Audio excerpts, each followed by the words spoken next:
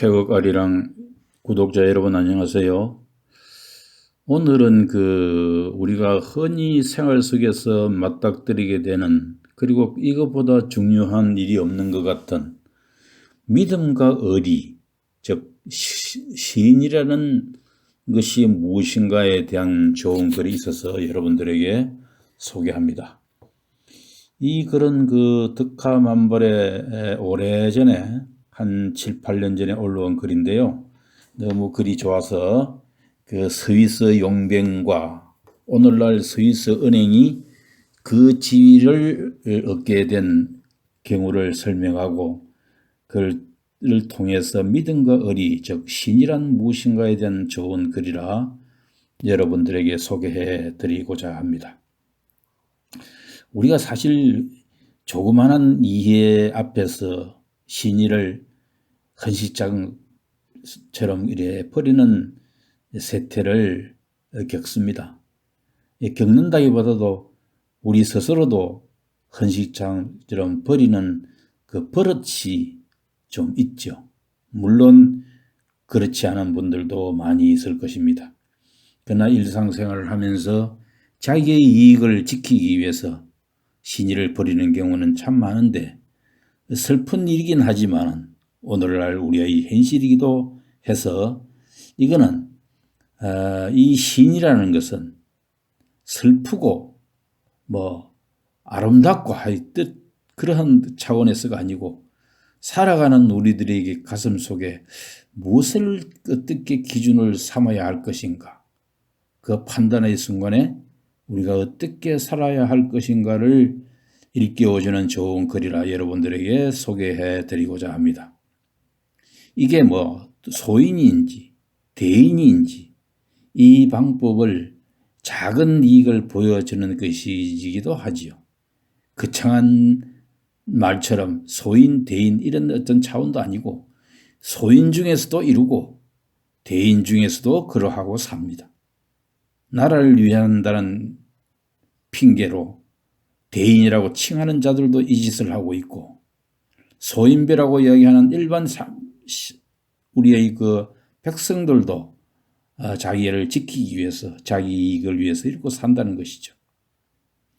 오늘은 이 몇 년 전에 스위스의 루체른에 가 보신 적이 있으신가요? 그 빈사의 사자성을 보았을 때의 감동을 적은 글입니다. 지금도 저는 잊을 수가 없습니다. 신의를 버린다는 것은 후일 그보다 엄청난 불이익을 당하는 것이 인과인데, 올 한 해 신의를 더 세우는 그런 한 해가 되었으면 하고 이 글을 씁니다.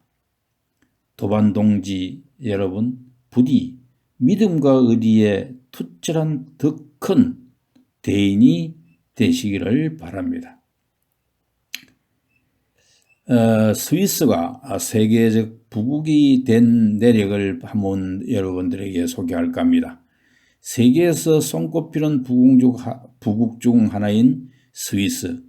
그러나 예전부터 그랬던 것은 아니었습니다.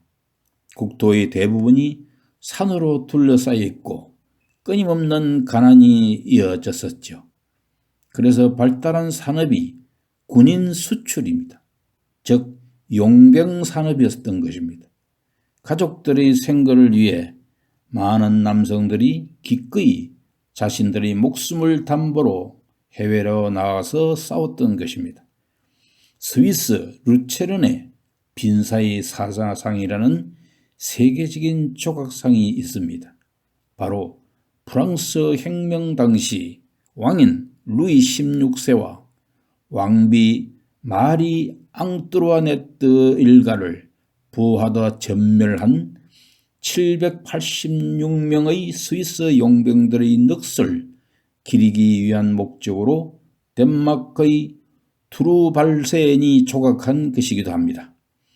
미국의 문호 마크 트웨인은 빈사의 사자성을 보고 너무나 슬프고 가슴 아픈 돌덩어리라고까지 말했습니다. 이들은 자신들을 고용했던 루이 16세를 위해 프랑스 시민군에 맞서서 목숨을 바쳤던 것입니다.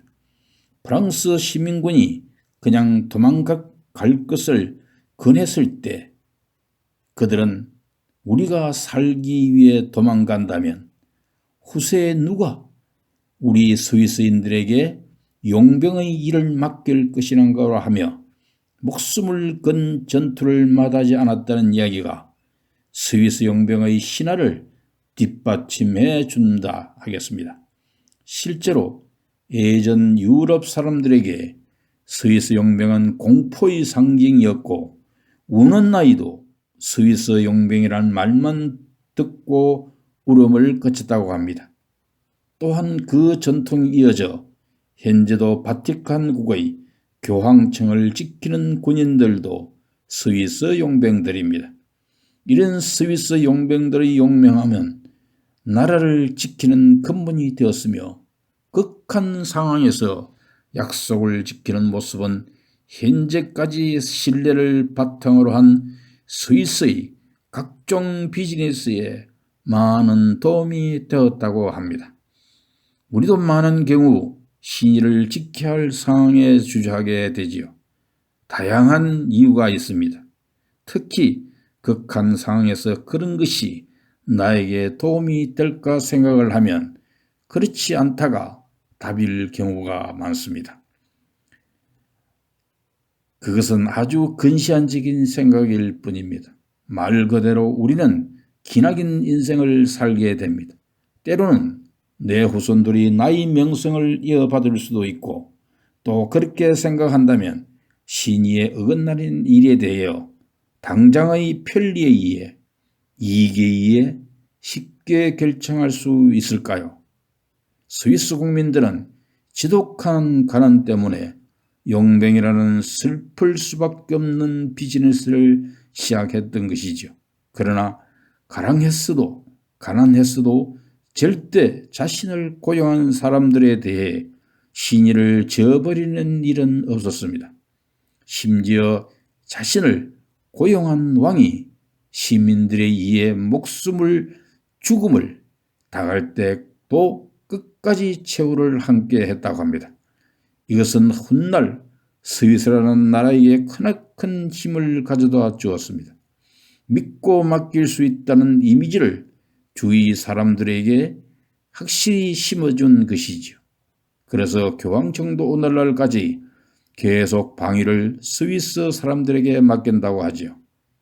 예금조에 대한 비밀을 반드시 지켜주는 스위스 비밀은행 비즈니스도 그런 신뢰가 바탕이 되어 가능할 수 있었다고 합니다. 우리는 어떤가요? 눈앞의 이득에 급급하여 혹은 불이익을 피하고자 신의를 저버리지는 않는가요? 믿음과 신뢰보다는 눈앞에 보이는 덕과 실이 중요한가? 현재가 아닌 미래를 내다보아야 하지 않겠습니까? 우리가 지킨 약속은 반드시 우리에게 보답을 하게 되어 있습니다. 우리에게 중요한 것은 단 하나, 약속을 했다는 사실이지 약속을 왜 지켜야 하냐는 이유가 아니기 때문입니다. 여러분 어떻습니까? 정말 우리가 보통 생활하면서도 이 신의에 대한 이야기는 스스로도 많이 하고 또 다른 사람들도 많이 듣습니다. 그러나 선택의 순간에 우리는 어느 길로 가고 있을까요? 한번 깊이 생각해 보는 날이 되었으면 합니다. 감사합니다. 건강하세요.